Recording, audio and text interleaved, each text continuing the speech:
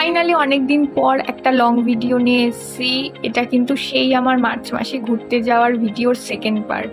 এতদিন কলেজের অ্যাসাইনমেন্টের চাপ, তারপর আরও অন্যান্য কাজের জন্য ভিডিও এডিট করার মানে লং ভিডিও এডিট করার একদমই সময় পাইনি।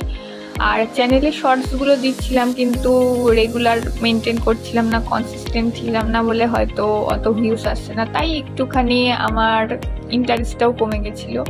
তো ফাইনালি কলেজে গরমের ছুটি পড়ার পর বাড়ি এসেছি, আর বাড়ি এসে এখন ভিডিওতে ভয়েস ওভার দেওয়া শুরু করছি।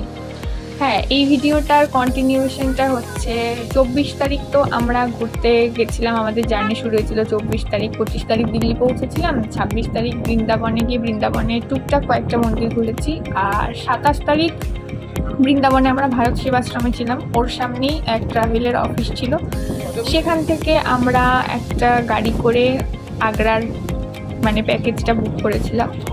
টোটাল আমাদের 3000 টাকা পড়েছিল, আমরা 7 জন ছিলাম, ইনোভা ক্রিস্টা বড় গাড়ি নিয়েছিলাম, তাই রেটটা একটু বেশি পড়েছিল, ছোটো গাড়ির রেট কম। সকালে উঠে ওই 7টা সাড়ে 7টা নাগাদ বেরিয়েছিলাম। হ্যাঁ, যেহেতু মার্চ মাসে গেছিলাম তখনও কিন্তু অতটাও গরম পড়েনি। হ্যাঁ, তবে অনেক ঘোরার পরে কিন্তু রোদ্দুরে খুব কষ্ট হচ্ছিল, কিন্তু ওই গা জ্বালা ভাবটা ছিল না।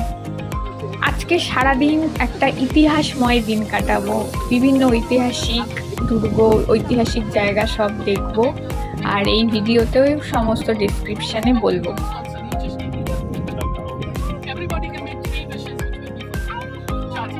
আজ আমরা এসেছি ফতেপুরে। ওই মুর্শিদাবাদের মতনই কিছু কিছু একটা ফিলিং আসছে। প্রথমে দেখবো হচ্ছে ফতেপুর সিকরি। গাড়ি থেকে নেমে গাইড অনেক দাঁড়িয়েছিল। এবার যেহেতু আমাদের একদম নতুন জায়গা, হ্যাঁ সবাই তো ঘুরতে প্রথম নতুন জায়গাতেই যায়, তাই সেই ঘুরতে গেলে সেই জায়গাটার সমস্ত ইতিহাস খুঁটিনাটি সবকিছু জানার জন্য কিন্তু একটা গাইড টুকটাক করে আর আমাকে ইতিহাস পড়তে একদমই ভালো লাগতো না, চাকরি শেষ সপ্তাহটা।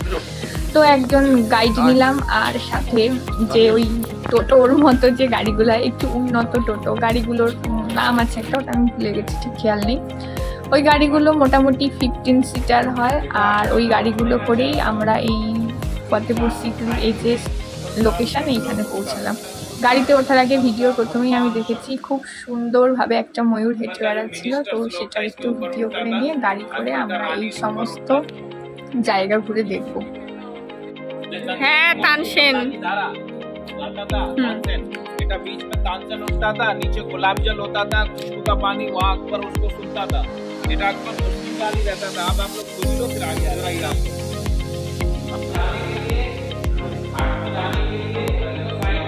होता था सोने चांदी का, आने जाने का रास्ता होता था, महल से अकबर, अकबर रानी के महल में बेटा सारा जाली होता था।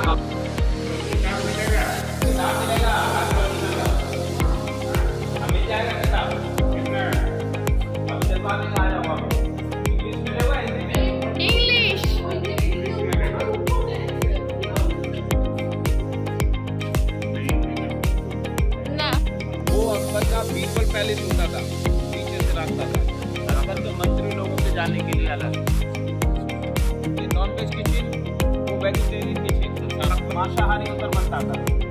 देखा ये सामने जो बना हुआ है इसका रानी का जो शादी का एक्टिविटी का बीच में होता है,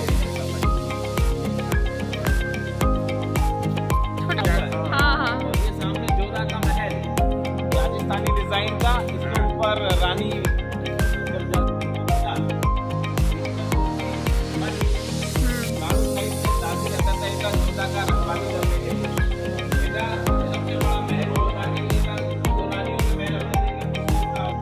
ফতেপুরে আমরা দেখলাম আকবর মহল, যোধাবাই মহল, আর যোধাবাই মহলটা কিন্তু খুব দারুণ, মানে প্রত্যেকটা স্ট্রাকচার আর দেয়ালের যে কারুকার্য করা এক কথায় অসাধারণ, আর সাথে ইতিহাসের গল্প শুনতে কিন্তু খুব সুন্দর লাগছিল।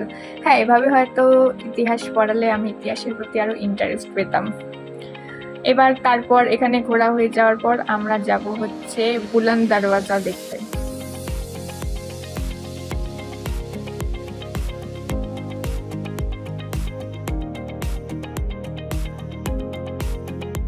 এখান এখান থেকে অন্য একজন গাইড আমাদের সাথে আসলেন। এর আগের জায়গাটা মানে ফতেপুরটা যিনি ঘুরিয়ে দেখেছিলেন তিনি কিন্তু আসলেন না, এবার অন্য আরেকজন আসলেন। যেখানে আমরা গাড়ি থেকে নেমেছিলাম সেখানেই কিন্তু কথা হয়েছিল যে আমাদের 800 টাকায় দুজন গাইড, দুটো আলাদা জায়গা প্লাস ওই গাড়ি ভাড়া 7 জনের সব মিলে 800 টাকা এরা নেবে। তো সেই মতোই আমরা এখন ঘুরে দেখছি। তবে এইখানের বাইরে কিন্তু অনেক ছোট ছোট বাচ্চারাও বলছিল যে সব ইতিহাস বলে চলে দেবো, গাইডের কাজ করে দেবো। তারা খুবই কম টাকা চার্জ করছিল, 10 টাকা 20 টাকা করে। কিন্তু আমাদের যেহেতু আগেই গাইড নেওয়া হয়ে গেছিলো তাই এদের সাথেই থাকতে হতো। তো এইবার দেখে নিই এখানকার সমস্ত হিস্ট্রি। বুলন্দ দরওয়াজা, তারপর ওই হোয়াইট যে স্ট্রাকচারটা ওটা হজরত সালিম চিশতির দরগা, এগুলো সব দেখলাম। সত্যি বলতে কি আমাদের আগের গাইডটা খুবই ভালো ছিল, আর এই যে গাইডটা ছিল তার অর্ধেক কথা আমরা নিজেরাই বুঝতে পারছিলাম না। তার মধ্যে সে মুখের মধ্যে কী সব ভরে রেখেছিল, মানে ওইগুলো চিবাতে চিবাতে কথা বলছিল, আমরা কিছু বুঝতে পারছিলাম না। তো যাকে এইগুলো মানে দিওয়ানি ঘাস, ফতেপুর সিকরি, বুলন্দ দরওয়াজা এইগুলো সব ঘোরা কমপ্লিট করে এবার আমরা চলে এসেছি আগ্রা ফোর্টে। আর সেই খুব প্রচণ্ড রোদ্দুর, এখন মানে প্রায় 12টা বেজেছিল, তাই মাথার ওপর একদম সূর্য আর সেই তাপ দিচ্ছিল।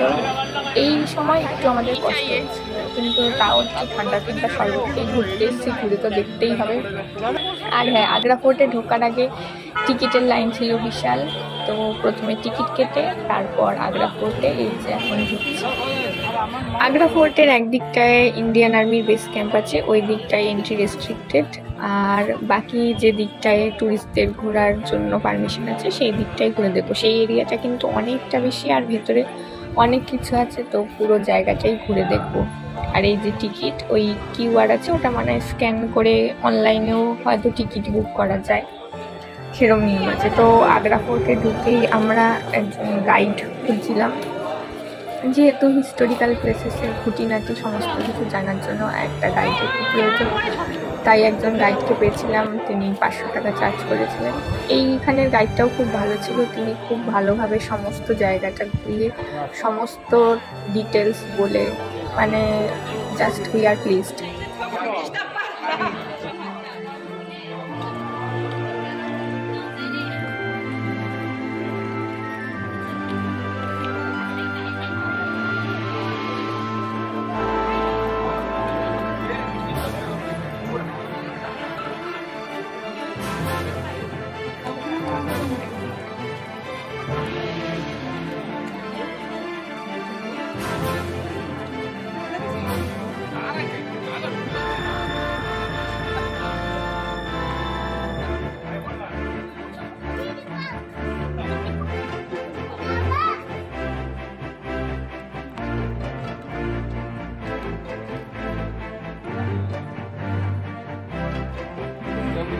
यहाँ पे अटैक किया मुझे गुस्सा हुआ। जब इतने जो मैं सोची कि इसको हम ले जा नहीं पाएंगे।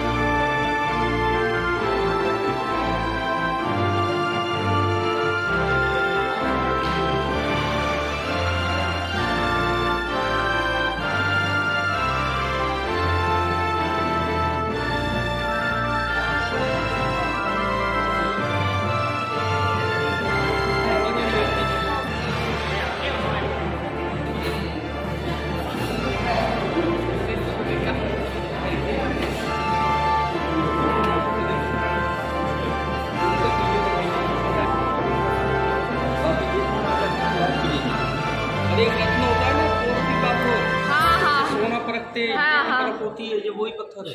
रील ज्यादा मत बनाओ, बहन।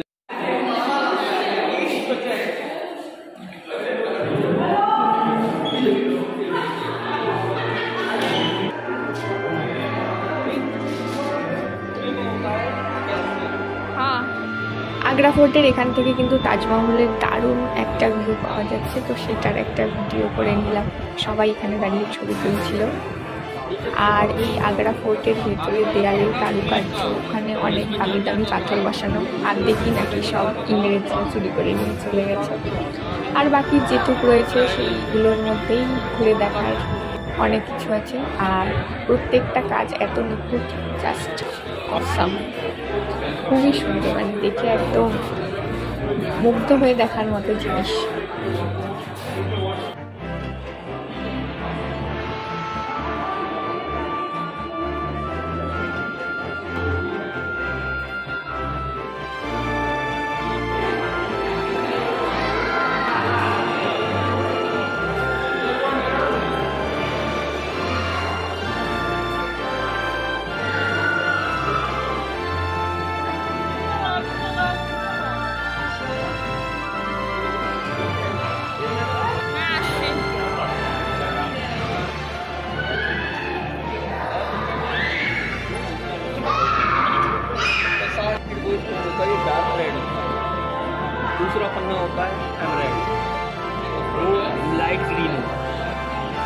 वो नीलम तक लगा हुआ है, मतलब नीले रंग का फूल दिख रहा है। हाँ ये नीलम ही है। पब्लिक निकाल के भाग गई।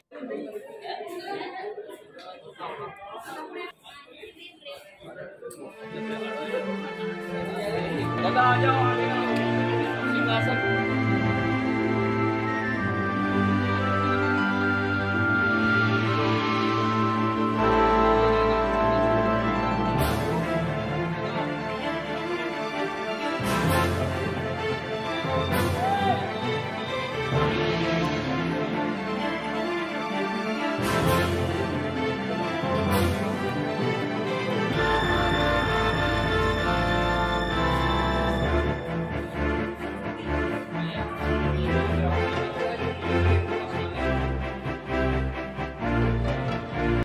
যেদিন আমরা আগ্রা ফোর্টে গেছিলাম সেদিন কোনো একটা স্কুলের এক্সকারশনে ছিল, ওই যে সব স্টুডেন্ট, তো আমরাও ছোটোবেলায় এক্সকারশনে টুকটাক মানে 3 বছরই গেছি ঘুরতে, তো সেরকমই কোনো একটা স্কুল থেকে এক্সকারশনে নিয়ে এসেছিলো।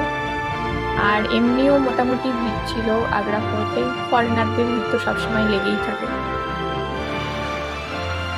আগ্রা ফোর্ট দেখা হয়ে যাওয়ার পর এবার তাজমহলের দিকে যাব, কিন্তু তার আগে আমরা একটু লাঞ্চ সেরে নিয়েছিলাম একটা জায়গায়, আর সেই হোটেলটা কিন্তু দারুণ ছিল, মানে বাঙালি খাবারই অর্ডার করেছিলাম।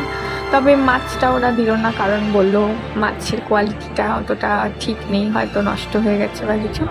তাই আমরা ভাত, ডাল, পনিরের একটা তরকারি আর আলু ভাজা এই অর্ডার করেছিলাম। খাবারটা কিন্তু বেশ ভালো ছিল। হ্যাঁ, ওই হোটেলের সামনে আমাদের গাড়িটা রেখে আবার একটা টোটো করে আমরা তাজমহলের সামনে আসলাম, কারণ ওখানে নাকি বড় গাড়ি নিয়ে ঢোকা যাবে না, সামনে পার্কিংয়ের প্রবলেম। হ্যাঁ, এবার জানি না আমরা নতুন গেছি বলে সব মুরগি বানানোর ধান্দা নাকি সত্যি সত্যি এটাই। তো এই তাজমহলে টিকিট কেটে এবার ঢুকছি, মানে গরমে চোখ মুখের অবস্থা একদম কাহিল। আর ঢোকার আগে তো সিকিউরিটি চেকিং হবেই। আর মেট্রোর এখানে যেমন মেট্রোর টোকেন দেয়, ওরকম একটা টোকেন দিয়েছিল, ওটা কিন্তু ঠিক করে রাখতে হবে, কারণ বের হওয়ার সময় আবার ওই টোকেনটা জমা দিয়ে বেরোতে হবে। আর টোকেনটা হারালে কিন্তু 100 না 150 টাকা মতো জরিমানাও দিতে হতে পারে। এই গোটা ট্রিপটাই কিন্তু বাদরের মানে উৎপাত অনেক সহ্য করেছি।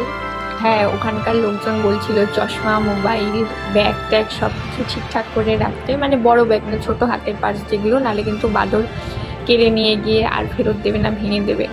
আর এতবার বাদর মানে উৎপাত করেছে, মানে সবাইকেই, মানে যাকেই দেখছে চশমা পরে আছে তার হাত থেকে চোখের থেকে চশমা ফেলে নিচ্ছে, দিয়ে তারপর ডাটি মাটি কামড়ে, মানে কোনো একটা খাবার কিনে দিতে হবে তবেই ও ফেরত দেবে, না দেবে না। মানে কি যে বাদরের উৎপাত, বাপ রে বাপ। আর তাজমহল থেকে বেরিয়ে কি হয়েছে সেটা তো বলছি পরে।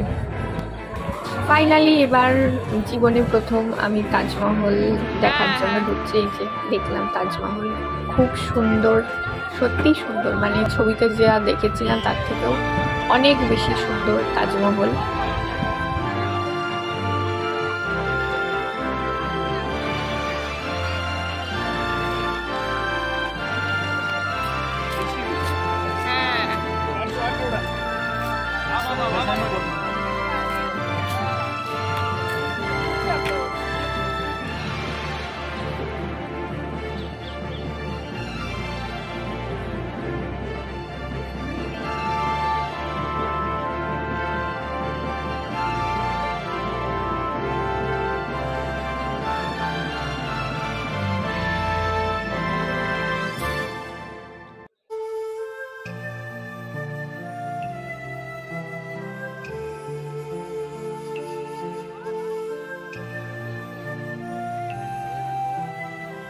বাইরে যে টিকিটটা কেটেছিলাম সেটা দিয়ে এত দূর অবধি আসা যাবে, ওই টিকিটটা এইটুকুই ভ্যালিড। এবার ওপরে উঠে ভেতরটা ঘুরে দেখার জন্য আবার 200 টাকা দিয়ে টিকিট কাটতে হবে।